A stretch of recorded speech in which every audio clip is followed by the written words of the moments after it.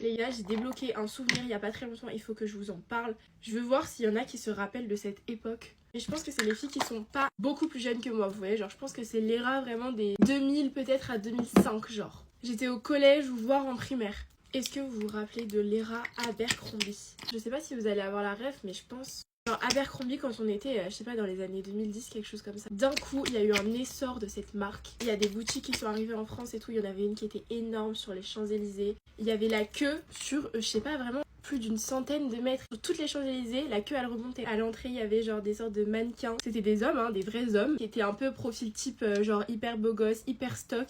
Et ils étaient genre torse nu. Il y avait plein de filles qui venaient, qui faisaient la queue donc pendant des heures et tout. Et elles faisaient des photos avec les mannequins torse nu devant la boutique Abercrombie. Alors que maintenant, vraiment, en grandissant, on voit un homme torse nu dans la rue, je pense que on fait tout pour éviter de prendre une photo avec ce mec en fait. Quand vous rentriez dans la boutique, il y avait une odeur genre hyper forte. Il y avait un parfum qui était propre à Abercrombie. C'était une odeur hyper masculine, hyper forte, enfin vraiment ça sentait super fort, limite ça donnait mal au crâne. Et je sais pas vous, mais en tout cas moi j'adorais l'odeur quand j'étais petite, je trouvais ça incroyable et tout. En gros c'était une marque, je me rappelle souvent on achetait, en fait il y avait de tout, c'était des vêtements, genre on achetait des pulls, des joggings. C'était vraiment la marque hyper hype, c'était hyper à la mode, mais c'était un peu cher en plus, hein. Enfin genre moi quand mes parents m'offraient ça, souvent c'était des cadeaux et tout parce que genre je voulais trop un jogging et un sweat Abercrombie pour mettre en sport et tout, mais c'était trop stylé, enfin vous étiez vraiment trop stylé quand vous aviez des trucs Abercrombie. Et après ça a un peu fait le même effet pour Hollister parce que bah du coup c'est le même groupe, mais c'était pas le même effet qu'Abercrombie. Genre vous voyez Abercrombie c'était vraiment quelque chose, c'était vraiment un cran dessus. Moi je me rappelle quand j'étais partie en primaire, j'étais partie faire toute la Californie, donc toute la côte ouest des États-Unis. Et avant genre peut-être un an ou deux avant, j'étais partie à New York avec mes parents.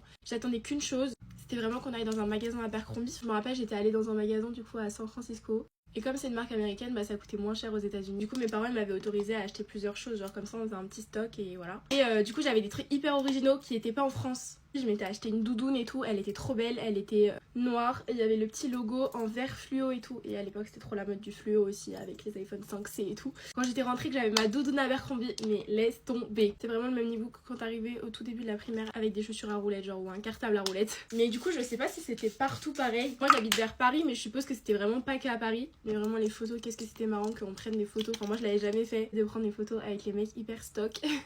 Enfin bref, voilà, je sais pas si vous vous rappelez, dites-moi si vous vous rappelez, j'espère que je suis pas la seule à me rappeler de cette époque, de cette ère, mais c'est trop marrant. Bref, voilà, gros bisous et à demain.